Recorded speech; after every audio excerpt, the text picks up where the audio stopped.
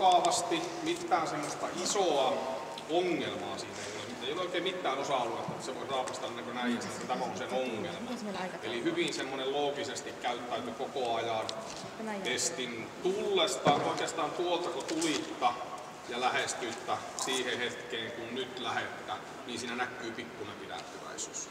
Mutta sitä ei ole onneksi tuon enempää kuin sillä on. Eli voidaan sanoa, minä voin sen jo täältä sanoa välistä, eli se on tuo aavistuspidättyväinen.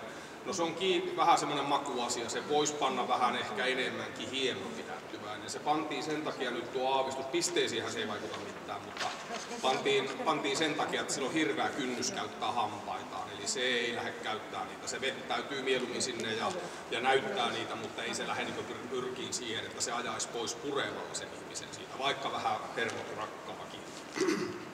Mennään tämä kaavake tässä järjestyksessä niin kuin se tässä on, eli toimintakykyhän tarkoittaa rohkeutta, koiran rohkeutta uusiin asioihin, uusiin paikkoihin, uusiin tilanteisiin ja ärsykkeisiin. Miten se niihin suhtautuu ja miten se itse niistä selviää. Se olet vain henkisenä tukena siellä. Toisaalta sitä mittaa erikoiskokeena tuo kelkkakoe.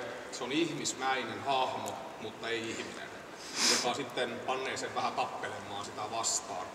Se, että onko se rohkea, sitä siinä katsotaan, ja sitten toisaalta sitä mittaa tuo pimeä huone, kun se lähtee vain hakkeen tilaa, muodostaa sille sen hankalan paikan. Uhkia varsinaisesti ei ole mitään muuta kuin se pimeä tila, josta se sinua sitten hakkee.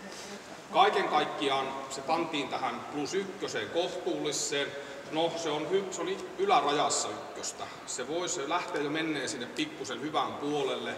Se mikä sen mulle ja meille tiputtaa sinne +1 on se, että jos se vähän enemmän ottaisi niin kuin tuon puolustushalun terävyyden sieltä eestä, eikä niin, että se on umpikujassa. Eli se reagoi sitten, kun se on vettäytynyt heti umpikujaan, niin sieltä se yrittää sitten reagoida.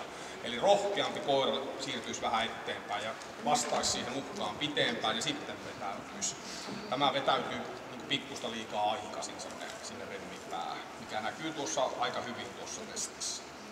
Terävyys, sehän on tuo seinäkoe, kuinka se suhtautuu aggressiivisesti, kun sitä uhataan. Se on sille vähän outo tilanne, se kun sitä uhataan ja se näkee, että se miettii asioita, mikä kertoo samalla vähän sen vilkkaudesta, että mitä tässä tapahtuu. Ja sen jälkeen se yrittää pikkusen reagoida, että auttaisiko tämä, ei, no pitää vähän koventaa ja sitten vettäytyy sinne niin remmin niin päähän umpikujaan ja sitten sieltä hyvin läheltä, kun sitä vähän rappasi siihen seinään, niin sieltä se yritti sitten, että on minussa tämmöinenkin puoli täällä, kun kaivat vain sitä esille. Mutta sitten se ei ole semmoista, että se lähtisi heti itse siihen jyrräämään sen aggressiivisuuden kanssa. Ja sen takia se on tuo +1. Se mikä siinä on kivaa, niin siinä ei ole jäljelle jäävää hyökkäyshalua. Se ei sitä kestää ihan reilusti sen jälkeen koskea. Se vähän kääntää tällainen päätä pois, mutta ei se halua lähteä siihen, että vaikka kääntyisi, niin ei se pure, se on ihan varma asia. Puolustushalu, kuinka se puolustaa sinua, itseänsä, laumaansa, kun teitä uhataan. Se on kohtuullinen, hillitty. Tässä testissä se on paras mahdollinen +3. No, kannattaako nyt aivan juuri Suur-Suomi-hankkeita alkaa suunnittelemaan, niin ei välttämättä, mutta kuitenkin se selkeästi siirtyy eteen sieltä. Siinäkin tuli vähän umpikuja-ilmiö, eli se päästi hyvin lähelle, ja nyt kun sitä aggressiivisuutta ei ole, niin reaktiot tulee hyvin läheltä sinua. Eli siinä vaiheessa, kun se on tullut se uhka niin lähelle, on pakko jo reagoida. Ja sitten se reagoi, ja siinä se itse asiassa pyrki ajamaan vähän sitä uhkaajaa pois, eli siirtyi selkeästi eteenpäin, joka on sen merkki, että puolustushalua sillä on silloin. Se ei vettäy siinä taakse. Taisteluhalu, kuinka se nauttii lihasten käytöstä, leukojen käytöstä ja oikeastaan koko roppansa käytöstä. Kohtuullinen +2, ihan kivasti nauttii, kestää jopa vähän kuormitusta siinä purupatukassa tai tuossa kepissä. Ei mahdottomasti. Sitten kun pikkusen reilumasti, niin kyllä se sitten periksi antaa ja tekee selväksi, että no tähän mulla ei vielä riitä paukut. Niin. +2, mutta ihan kiva moottori tehdä asioita. Hermorakenne, hieman rauhaton.